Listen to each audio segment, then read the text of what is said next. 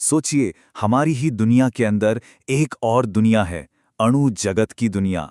और इस दुनिया में एक बहुत बड़ा, बहुत ही ताकतवर साम्राज्य है, जल का साम्राज्य। और हाँ, इस साम्राज्य पर नजर गड़ाए बैठे हैं कई बड़े बड़े महत्वाकांक्षी धातु राजा। तो चलिए इस कहानी में जरा और गहरे उतरते हैं।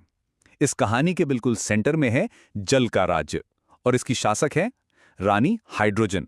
और देखिए, जैसा हर बड़े साम्राज्य के साथ होता है, आसपास के कई धातु राजा इस गद्दी पर कब्जा करना चाहते हैं। लेकिन उनकी ताकत और कामयाबी का फैसला एक रूल बुक करती है, जिसे हम केमिस्ट्री में कहते हैं अभिक्रियाशीलता श्रृंखला। तो सवाल अब ये उठता है कि इन सारे धातु राजाओं में से आखिर कौन है वो जो इतना पावरफुल है कि रानी हाइड्रोजन को उसकी गद्दी से हटा सके। ये सिर्फ एक लड़ाई नहीं है, ये तो शक्ति का एक जबरदस्त प्रदर्शन होने वाला है। तो फिर चलिए मैदान में उतरते हैं।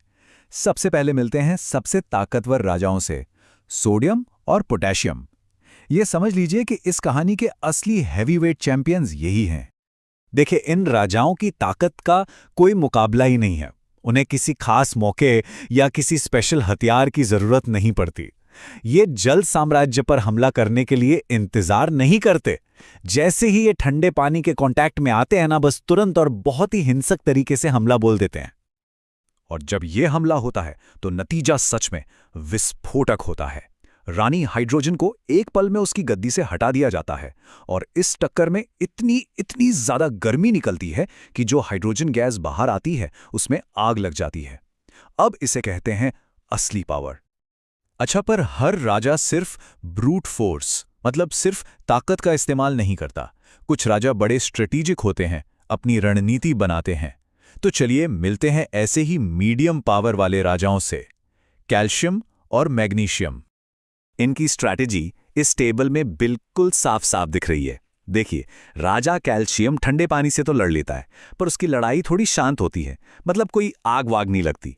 वहीं दूसरी तरफ राजा मैग्नीशियम, वो थोड़ा ज्यादा चतुर है। वो मानो कहता है, ना भाई, मैं ठंडे पानी से नहीं लड़ूंगा, मुझे लड़ने के लिए गर्म पानी का हथियार चाहिए। पर कहानी में यहां एक बहुत मजेदार ट्विस्ट आता है। इनका जो नतीजा है ना, वो बड़ा ही अनोखा है।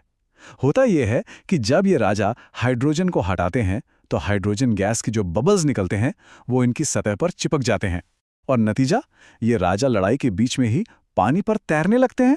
है ना कमाल की बात। चलिए अब मिलते हैं उन राजाओं से जो स्पेशलिस्ट हैं, मतलब ये हर किसी से नहीं लड़ते बल्कि अपने खास मौके का इंतजार करते हैं।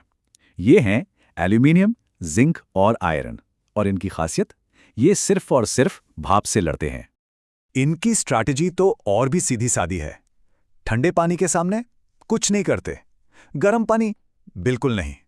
ये राजा मैदान में सिर्फ तब उतरते हैं जब जल अपने सबसे पावरफुल रूप में हो, मतलब गैसीय अवस्था में, यानी कि भाप। और जब ये भाप से लड़ते हैं ना, तो रानी हाइड्रोजन को हटा तो देते हैं, लेकिन खुद एक नए ही रूप में बदल जाते हैं, जिसे कहते हैं मेटल ऑक्साइड। ये सिंहासन पर कब्जा नहीं करते, बल्कि समझ लीजिए कि अपनी ही एक मजबूत परत का किला बना लेते हैं। और अब आते हैं कहानी के अंत में, जहां हमें मिलते हैं वो राजा जो युद्ध में, लड़ाई में यकीनी नहीं रखते। ये हैं सबसे शांत, सबसे स्थिर राजा, सोना, चांदी और लेड। ये इतने शांत स्वभाव के हैं कि पानी चाहे किसी भी रूप में सामने आ जाए, ठंडा हो, गर्म हो या भाप हो, ये कोई रिएक्शन ही नहीं देते।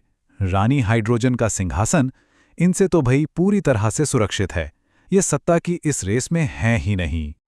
तो इस पूरी कहानी से हमें क्या सीखने को मिलता है? इसका सार क्या है? यही कि अणु जगत में असली शक्ति, असली पावर है अभिक्रियाशीलता, मतलब रिएक्टिविटी। जिसके पास प्रतिक्रिया करने की जितनी क्षमता है, वही असली ताकतवर है। और ये जो चार्ट है, ये इस पावर की पूरी हायरार्की को एकदम साफ साफ दिखा रहा है। देखिए, सबसे ऊपर हैं हमारे पावरफुल राजा सोडियम और पोटेशियम, बीच में आते हैं कैल्शियम और मैग्नीशियम जैसे मीडियम पावर वाले, और सबसे नीचे सोना और चांदी जैसे शांत राजा जो इस रेस का हिस्सा ही नहीं है। तो सबसे जरूरी बात जो हमें समझनी है वो ये है कि कोई धातु राजा कितना शक्तिशाली होगा, ये इस बात पर डिपेंड करता है कि अभिक्रियाशीलता श्रृंखला वाली लिस्ट में उसकी जगह कहाँ है। जो उस लिस्ट में जितना ऊपर है वो उतना ही ज्यादा पावरफुल है, और पानी के साथ उसका रिएक्शन भी उतना ही तेज और जबरदस्त होगा। अच्छा, हमने अभी तक धातु राजाओं की तो बात कर ली, लेकिन इस अणु जगत में और भी तो किरदार हैं। तो एक सवाल मन में आता है कि इस कहानी में अधातुएं मतलब नॉन मेटल्स, उनका क्या रोल होगा? क्या वो रानी के सलाहकार हैं या फिर कोई सीक्रेट विद्रोही ग्रुप चला रहे हैं? सोचने वाली बात है।